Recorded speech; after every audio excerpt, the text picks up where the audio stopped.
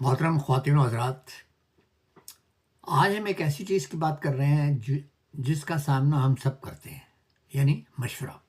خاص طور پر دو طرح کے مشورے ہوتے ہیں، ایک وہ جو ہم خود مانگتے ہیں اور دوسرا وہ جو ہمیں بغیر مانگے ملتا ہے۔ ایک مشہور کہاوت ہے، مشورہ تبھی دیں جب مانگا جائے، لیکن حقیقت یہ ہے کہ زندگی کے ہر مرحلے پر، بچپن سے لے کے بڑھاپے تک، مشورے خود ہی آپ کے پاس آتے رہتے ہیں۔ گھر والے، دوست، ساتھی، حتیٰ کہ اجنبی لوگ بھی، ہر کوئی آپ کو بتانے لگتے ہیں کہ آپ کو کیا کرنا چاہیے، کیسے جینا چاہیے، کون سا راستہ اختیار کرنا چاہیے۔ اب سوال یہ ہے، کیا ہر مشورہ فائدہ مند ہوتا ہے؟ نہیں۔ کچھ مشورے وہ ہوتے ہیں جو آپ خود مانگتے ہیں، یہ اکثر مددگار ثابت ہوتے ہیں کیونکہ آپ ذہنی طور پر سننے کے لیے تیار ہوتے ہیں۔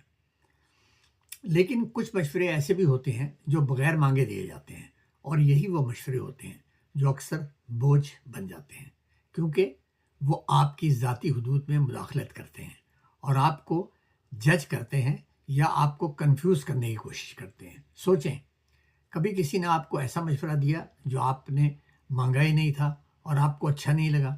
یہی فرق ہے مدد اور مداخلت کے درمیان۔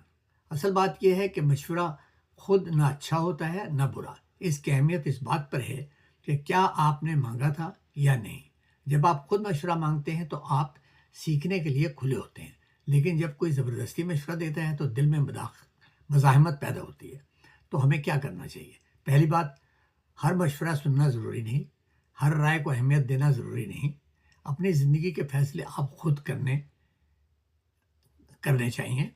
دوسری بات، اگر کوئی آپ کو مشورہ دے رہا ہے تو فوراً ریئیکٹ نہ کریں، سوچیں، پرکھیں اور پھر فیصلہ کریں کہ یہ آپ کے لیے درست ہے یا نہیں۔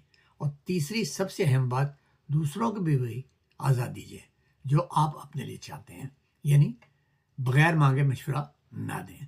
آخر میں ایک بات یاد رکھیں، زندگی آپ کی ہے، فیصلے بھی آپ کے ہونے چاہیے۔ مشورے سنیں مگر اندھادھند نہ مانیں اور اپنی سمت خود چنیں، کیونکہ اصل سکون تب آتا ہے جب آپ اپنی زندگی اپنی سمجھ سے جیتے ہیں، نہ کہ دوسروں کی آوازوں سے۔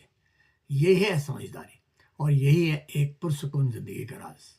اگر آپ کو یہ ویڈیو پسند آئی تو لائک اور شیئر کریں اور میرے اس چینل کو سبسکرائب کریں۔ بہت شکریہ۔